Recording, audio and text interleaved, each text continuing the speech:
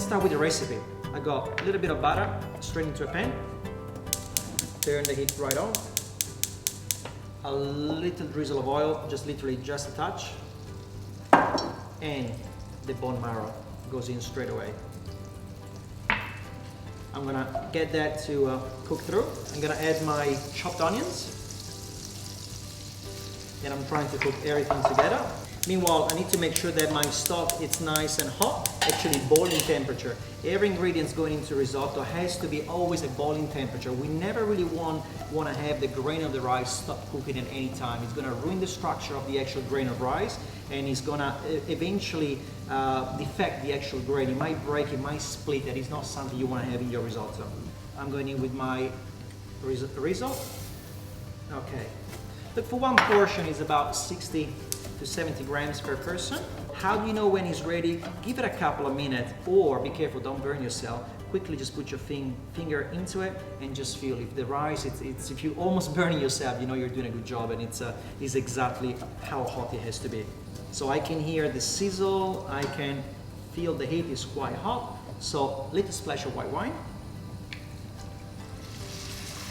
You want to hear that sizzle and allow the wine to evaporate. Meanwhile, I'm gonna soften up my saffron pistol as well. You want to put them through either water or wine just to let them soak a few minutes before you use it. It will just help a lot for the release of the actual flavor from the pistol. Okay, the wine is evaporated, so I'm gonna go straight back to it. Chicken stock, straight on it. Do not stress about constantly stirring the risotto. I do know too many people not cooking risotto because they believe it's hard to be cooked. It's not true. You just want to allow once in a while to give it a stir to prevent sticking, but it doesn't need the constantly stirring as most of other people believe.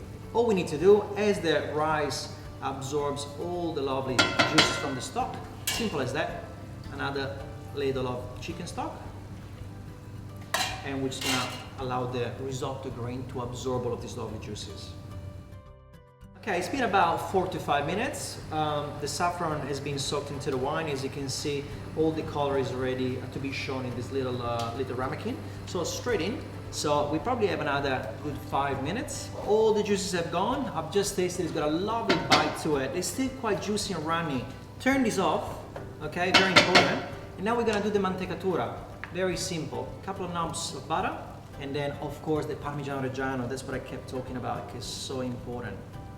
Plenty of it. And now we want to start stirring that through. And what's very important in Italy, we call it has to have the texture of a wave. We call it risotto all'onda. It's got to be nice and wavy. Let me show you what I mean by that. You just want to pick up the risotto and try to see that lovely wave happening.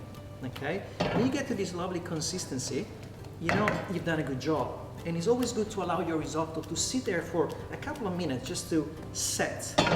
So this is the lovely texture that I like to see on a risotto, okay? All right, next step, let's get the ossobuco out and we're ready to plate up. So, gremolata, I'm gonna keep just a little bit to put on top of my ossobuco, and I'll put the rest over here, okay? Now, risotto.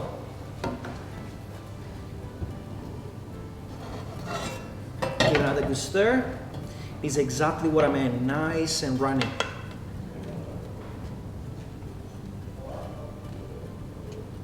Just lean that towards the risotto, pick up lovely juices, put on top of it,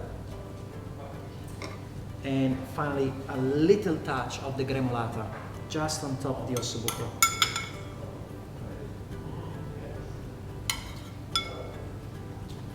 Where I come from, this is comforting food, it's traditional, it's Italian, it doesn't get any more classic and tasty than that. I hope you've enjoyed it, I hope you're gonna give it a go at home. Please do it, you'll make my day. Enjoy.